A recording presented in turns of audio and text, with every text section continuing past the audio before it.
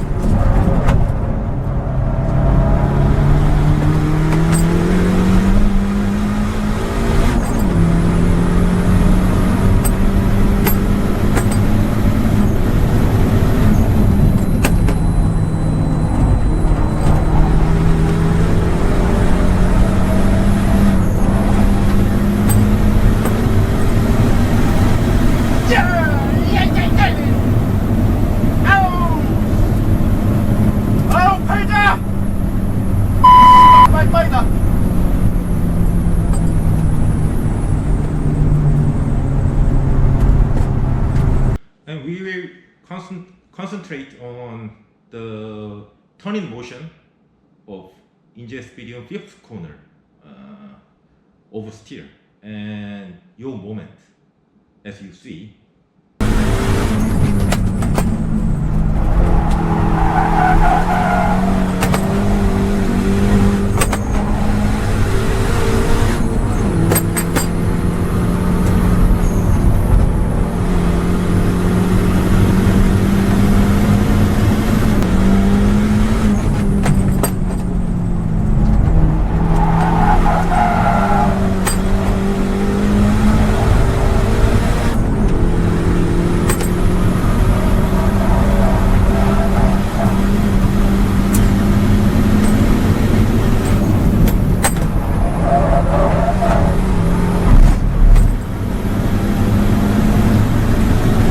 Somebody says, wow, great counter steering.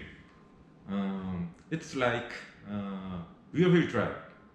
But these comments are very stupid comment.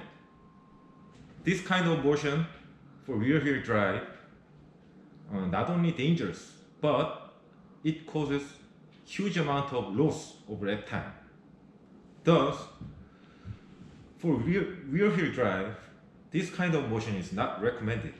But front wheel drive is quite different.